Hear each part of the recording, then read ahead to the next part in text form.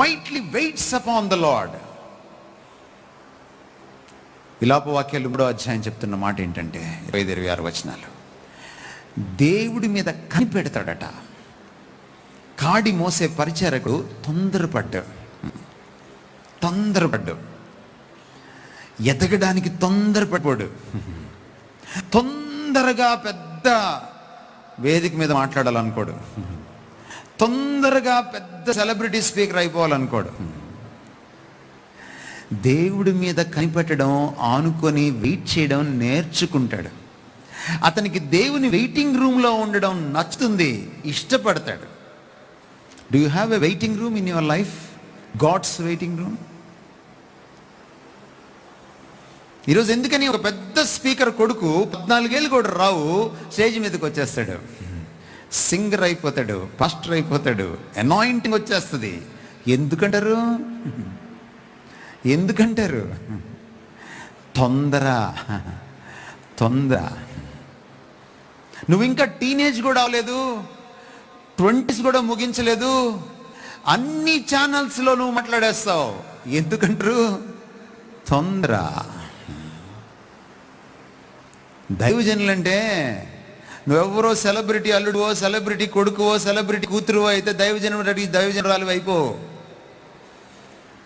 కాడి మోపువాడు యెహోవాయే.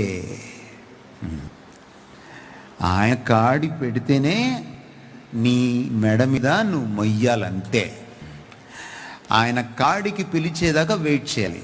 లేగదూడని తీసుకొచ్చి కాడి మోపుతారండి? మోపుతారా? ఏ కామందైనా, ఏ రైతైనా ఒక లేగదూడని తీసుకొచ్చి కాడి మోపుతాడా? మోపడు. ప్రొబేషన్ ఇంకా అవలా. అందుకేనంట కాడి మోసేవాడిని దేవుడు చూస్తాడట. Does he wait? దేవుడి మీద కనిపెడతాడా?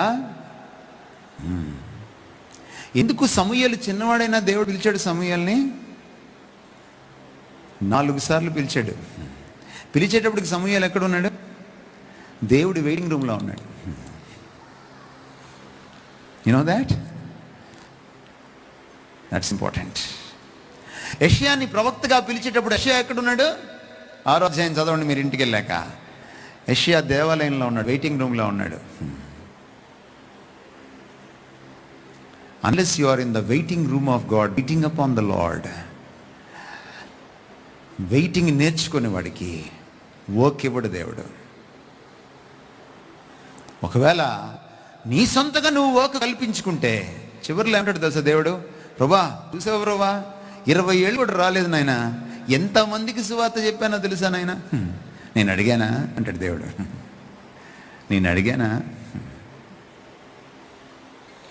భక్సింగ్ గారు ఆ రోజుల్లో 1940sలో బీటెక్ మెకానికల్ ఇంజనీరింగ్ లండన్లో చేసి, బ్రిటిష్లో చేసి, బ్రిటన్లో ఒక సిక్కు యువకుడిగా క్రైస్తవ్యాన్ని విపరీతంగా ద్వేషిస్తుంటే దేవుడు ఆయన పట్టుకున్నాడు. పట్టుకోవడమే కాదు, నువ్వు నా పని చేయాలన్నాడు. కాడి మోపాడు. ఆయన ఏం చేశాడు తెలుసా?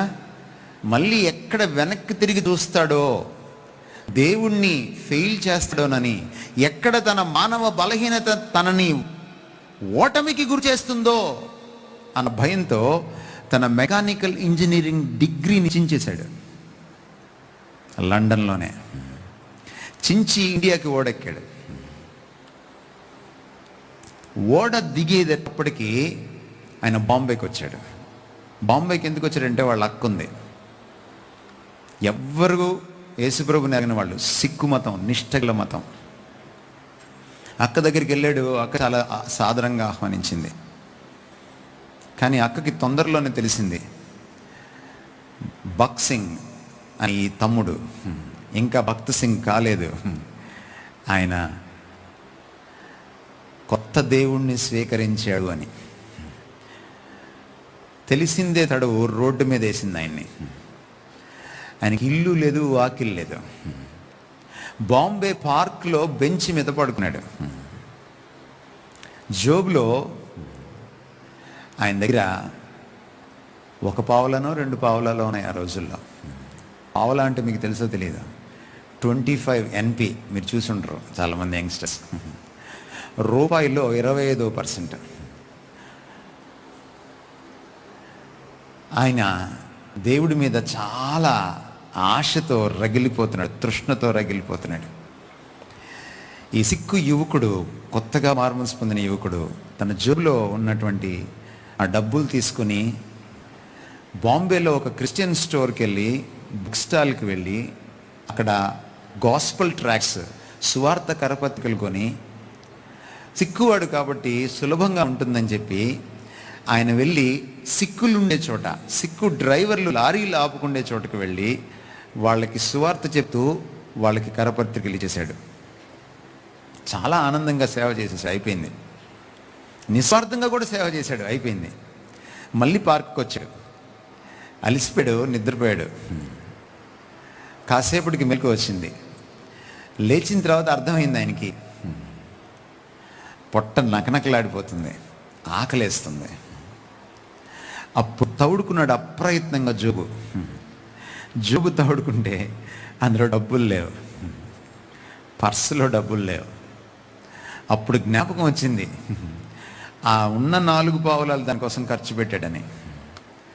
అప్పుడు దేవుడు వైపు నిష్ఠూరంగా చూశాడు, ఓ ప్రార్థన చేశాడు.